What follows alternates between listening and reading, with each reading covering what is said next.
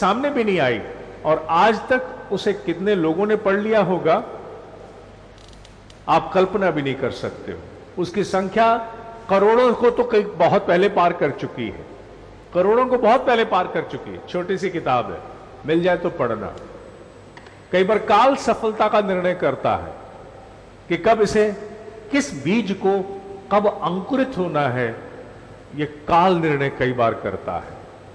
लेकिन आत्मविश्वास के लिए आपको अपने आसपास सूत्र मिलने शुरू हो जाएंगे। जब कभी भी मुझे दिशा चाहिए होती है तो मैं अपने आसपास खोजता हूं उपलब्ध क्या है, वहीं से दिशा ढूंढने की चेष्टा करता हूं। जैसे मेरे आसपास सृजन है तो मैं चेष्टा करता हूं मुझे यहीं कहीं से कोई दिशा मिल जाए। मुझे अगर व्यापार में भी, मेरे प्रोफेशन में भी अगर आगे बढ़ना है, कॉर्पोरेट टीचिंग में जाना है, कोई रिट्रीट के प्रोग्राम्स बनाने हैं, पुस्तकों की बिक्री करनी है, तो मैं और कहीं नहीं देख पाता हूं, मैं यही देखता हूं। और सच है, वो स्रोत मुझे वहीं से, धागा कहीं ना कहीं से सिरा मिल जाता है। हम जहां खड़े होते हैं हमारा अनजाना, अनदेखा पैशन भी वही होता है।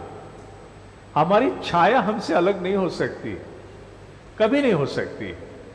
अगर हमारी छाया हमसे अलग नहीं हो सकती तो हमारे जीवन के समूचे रहस्य, समूचे सत्य, समूचे तथ्य हमसे अभिन्न नहीं हो सकते। वो यही है, उन्हें हमें आसपास ही खोजना है, ध्यान से देखना है, ढूंढना है। धीरे धीरे दृष्टियां स्पष्ट होनी शुरू हो जाती हैं। मुझे सिंगापुर जाके प्रोग्राम करने का मन पिछले 20 साल से है कि मैं कॉर्पोरेट प्रोग्राम करूं। सिंगापुर तो छोड़िए, सोलापुर तक नहीं जा पाए, लेकिन मुझे इस बारे में मालूम है कि जिस दिन सिंगापुर जाना होगा मैं व्हाट्सएप पे डालूंगा कि मैं जाना चाहता हूं। आपका कोई भाई बंधु है जो मुझे वहां एयरपोर्ट पे लेने आ जाए, मुझे कोई करा दे, कोई प्रोग्राम कहीं इंट्रोड्यूस करा दे। मुझे गहरा विश्वास है देर सवेर मुझे वहीं से स्रोत मिल जाएगा जहां मैं खड़ा हूं। मुझे भटकने की जरूरत नहीं है। हर व्यक्ति के साथ उसकी छाया गुथी हुई है। आप अपने जीवन के किसी समाधान को चाहते हो, अपने आसपास, अपनी परिस्थितियों में, अपने परिकर में ही खोजने की चेष्टा करो। यही कहीं है, यही कहीं से मिल जाएगा। और यही कहीं ही है वो आत्मविश्वास जो बार बार आपको छलावा देके निकल जाता है। Start practising, start practising whatever you think you're not confident about. Give it 500 hours. विदेशियों का ऐसा मानना है, पाश्चात्य राष्ट्रों में, if you want to be expert on any subject and successful person in any subject, उनकी भाषा उधार लेके बोल रहा हूं, मेरा विचार नहीं है, फिर भी उधार ले रहा हूं। You need 10,000 hours. 10,000 घंटों में आप किसी विषय के भी मारतंड बन सकते हो, उनके अनुरूप, और सफल हो सकते हो।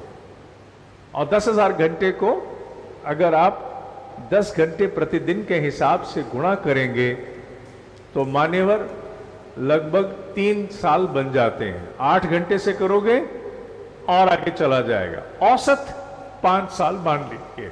औसत व्यक्ति एक विषय पर अगर 7 से 8 घंटे रोज ध्यान देता है, 5 साल में वो उसका मारतंड बन जाएगा। 5 साल में एमबीबीएस हो जाएगी, 5 साल में उसकी इंजीनियरिंग हो जाएगी, ऐसा उनका मानना है। उन्होंने इसको आवर्स में कैलकुलेट कर लिया है।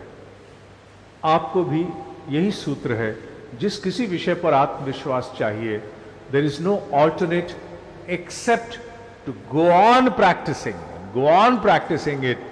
और आप अगर ये कहो कि केवल ईश्वर पर विश्वास करने से आत्मविश्वास जागेगा, मैं आपसे भिन्न हूं, मैं आपकी बात मानने को तैयार नहीं हूं, क्योंकि ईश्वर ईश शब्द से बना है।